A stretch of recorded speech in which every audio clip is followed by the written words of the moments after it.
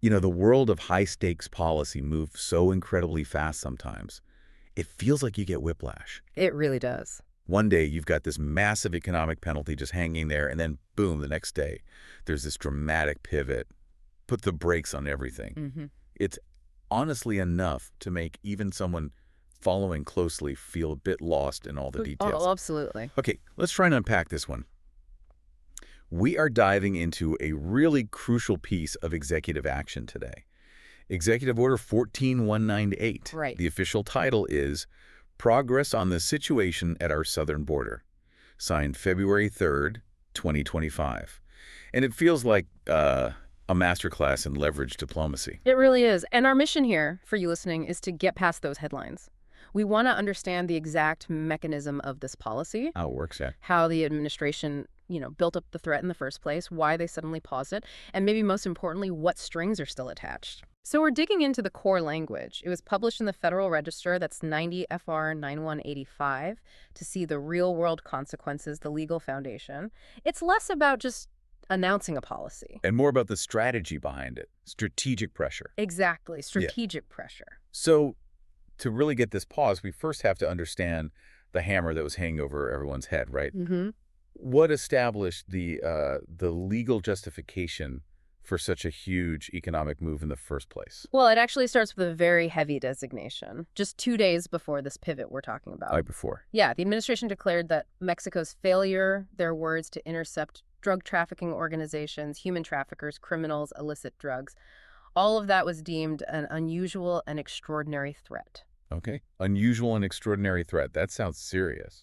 It is. It's legal language with real power. That specific phrase is the foundational trigger. It lets the president invoke authority under the International Emergency Economic Powers Act, IEEPA. IEPA. Now, it's usually the heavy artillery for, like, financial crises. Or big sanctions against adversaries, Iran, North Korea, places like that. That's the traditional use, yes. It's typically for freezing assets, sanctioning industries in response to, well, an economic emergency, usually. So applying it here seems different. That's where it gets really interesting. And you see how policy adapts. By applying it here to a drug trafficking and illegal migration crisis, the administration essentially connected border security and foreign policy directly to the power of economic sanctions. Wow. So it's basically leveraging the entire U.S. economy as a kind of national security tool against a neighbor, a partner even. Yeah. It really shows how those lines, between trade, diplomacy, security, they're just completely blurred now. Totally blurred. And what the language suggests, really, is a high degree of confidence that just the threat of a sudden 25% tariff would force immediate cooperation. Which, it seems, it did, or at least prompted a change. Which brings us right to the pivot. Yeah. Okay. So if the tariffs were the big stick, what made the administration put that stick down, even just temporarily? That brings us to this executive order, 14198, the pause. Right. So Section 2 of the order itself, it lays out the justification for this pivot. Okay. The president determined that the government of Mexico had actually taken immediate steps designed to alleviate the illegal migration and illicit drug crisis through cooperative actions. Wait, okay. So they're not saying the threat's gone or the crisis is solved. No, not at all. They've seen enough immediate steps to maybe grant a temporary concession. Exactly. But doesn't that just drag out the uncertainty? I mean, for businesses, isn't that almost worse than just knowing yes or no? That's precisely the tension right at the heart of this order, and the document is very, very explicit about it. How so? It stresses that further time is needed to assess if those cooperative steps Mexico took are actually sufficient to resolve the overall extraordinary threat. So it's very clearly framed as a temporary reprieve. It's definitely not a victory lap. And that need for time, it translated into a really specific change in the tariff schedule. It did. The main action, you find it in Section 3A. It froze that additional 25% ad valorem duty. Froze it. Okay. And crucially, it pushed the effective date back exactly 1 month. Shifted it from February 4th, 2025 to March 4th, 2025 at 12:01 a.m. Eastern Time. Very precise.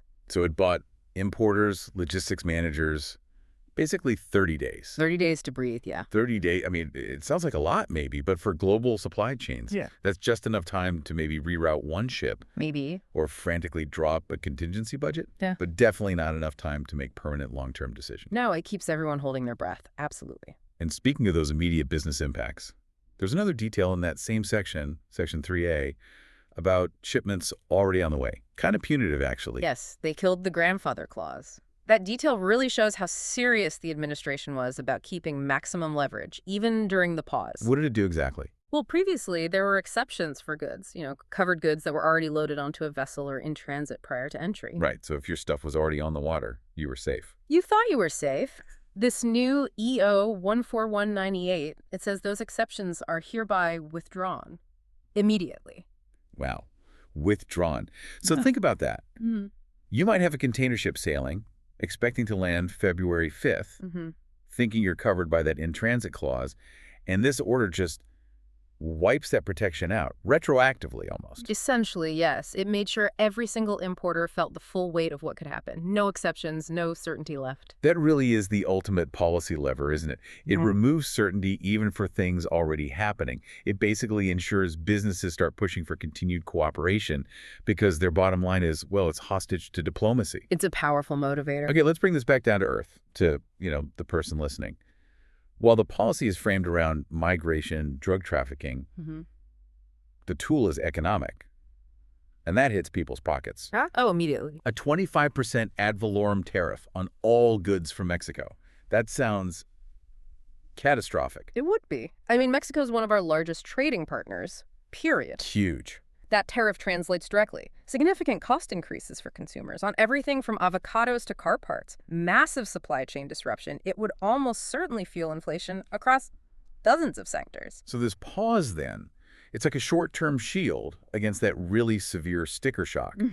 But because the threat is still just sitting there on the table, it forces companies to operate under this cloud of constant uncertainty. Right. They have to constantly watch the diplomatic relationship. Like, is today the day? It basically turns trade policy into a kind of national security barometer. That's a good way to put it. Absolutely. Yeah. And moving on to how they actually monitor this, the conditional nature of the pause, it requires intense oversight. Conditional, right. How conditional? Well, Section 3C makes it crystal clear. If the crises, migration, drugs worsen, or if Mexico fails to take sufficient steps. Sufficient steps. Subject. Potentially, yes. If either of those happens, the tariffs will be implemented immediately. Immediately. No more warnings. No further warnings. The pause ends. The hammer falls. And who decides what's sufficient?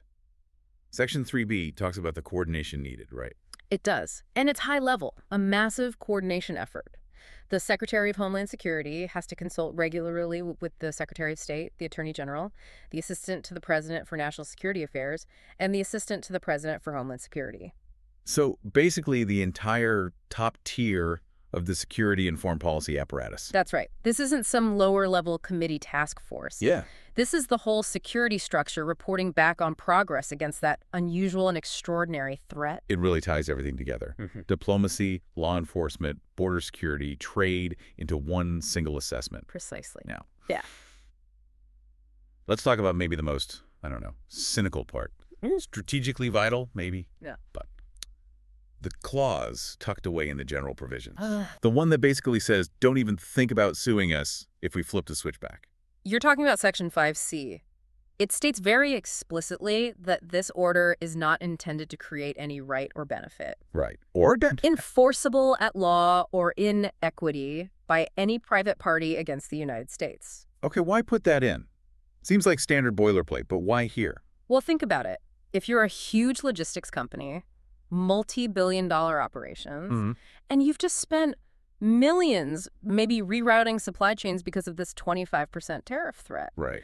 And then, with no notice, the administration flips the switch back on. The tariffs are live. You're going to want to fight that in court, right? Claim damages. Absolutely. You'd argue you were harmed by the policy whiplash. Precisely.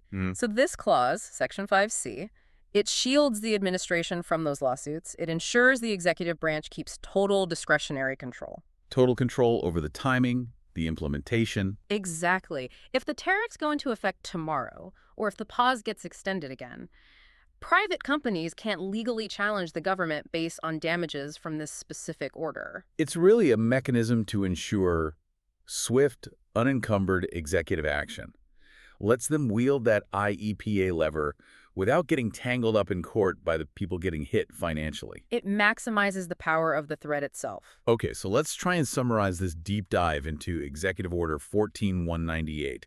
What are the big takeaways? Well, I think there are two key things. Okay. First, this is clearly a conditional policy pivot. It acknowledges Mexico took some immediate steps. Some cooperation, yeah. But critically, it maintains that core extraordinary threat designation.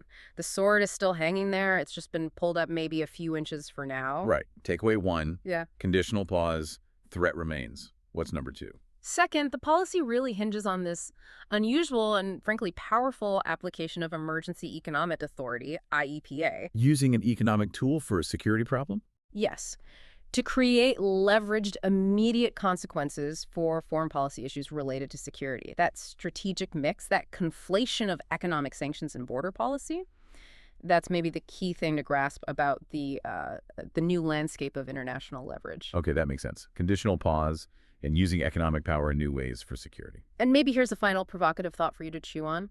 This order, 14198, it isn't a solution, right? It's just one tactical step in a much longer game. Right, it's just a pause. Exactly. Yeah. And the source material itself mentions other executive orders just swirling around this same crisis. IEEPA Horn 4194, 14227, 14257, 14289. There's a whole sequence. A pattern. A pattern, this continuous succession of conditional short-term orders. It tells us something important. Complex international threats, they rarely just yield to one single policy fix. They need constant adjustment. Constant, adaptive, leveraged executive action. Policy gets reviewed, paused, rethreatened, adjusted again and again. So maybe think about how often policies impacting your own life could be taxes, could be trade, are governed by similar kinds of sequences, these ongoing, provisional, high-stakes decisions. It's more common than we might think.